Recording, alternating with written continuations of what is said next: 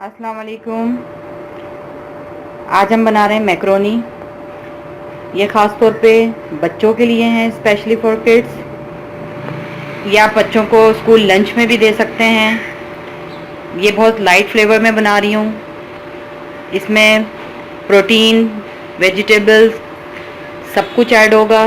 बच्चे वैसे नहीं खाते हैं तो हम इस तरीके से उनको मैक्रोनी में डाल के वेजिटेबल्स खिला सकते हैं।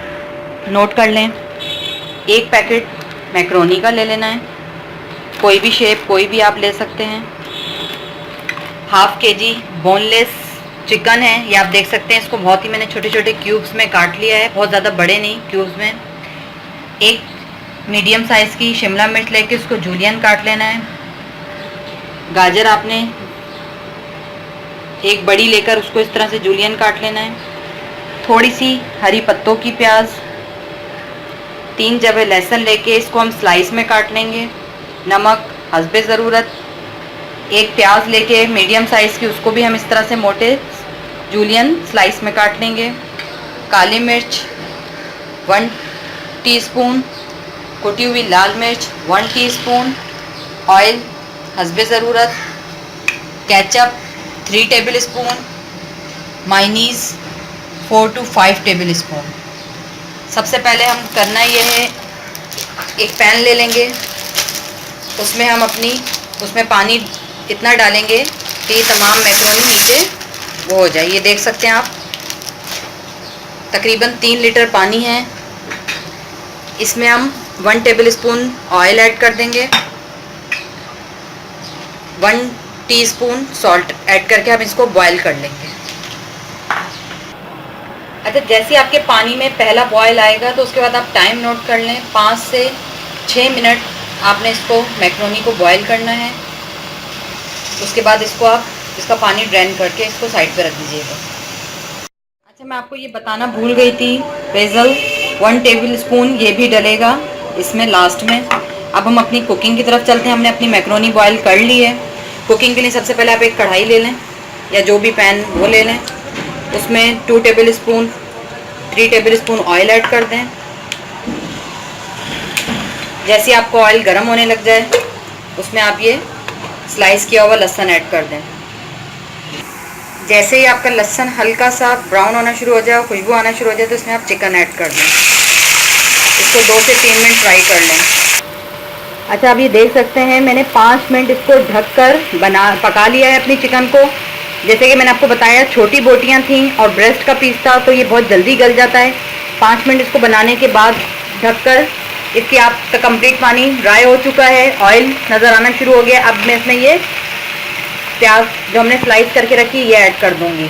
अब इसको 1 मिनट आपने प्याज को फ्राई कर लेना है।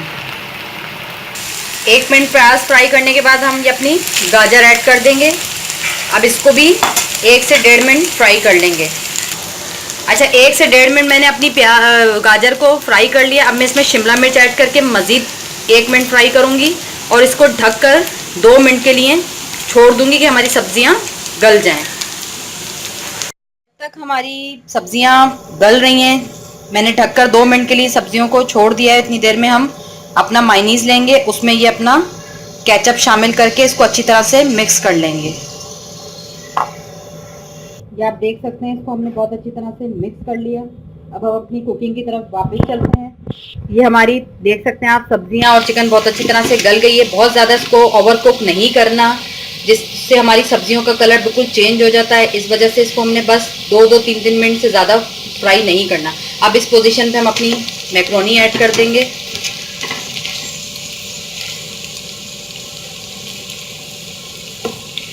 नमक हस्बे ज़रूरत, कुटी हुई लाल मिर्च कम रखनी है क्योंकि ये हम बच्चों के हिसाब से बना रहे हैं। पिसी हुई काली मिर्च, हरी प्याज, इन तमाम मसालों को ऐड करके अच्छी तरह मिक्स कर लेंगे। तमाम मसाले मिलाने के बाद, हर चीज़ वो करने के बाद हम इसके अंदर 1 टेबल स्पून चिकन पाउडर डालेंगे। 1 टेबल स्पून चिकन पाउडर, ये भी मैं आपको बताना भूल गई थी इंग्रेडिएंट्स में। और ये बेसल। फिर मज़ीद इसको हम 1 से 2 मिनट अच्छी तरह से मिक्स कर लेंगे। अच्छा, ये देख सकते हैं हमारी मैक्रोनी बिल्कुल तैयार है। अगर आप चाहें तो इस टाइम आप केचप और मायोनीज जो हमने ये मिला के रखा हुआ है ये मिला दें, और इसके बगैर भी आप सर्व कर सकते हैं।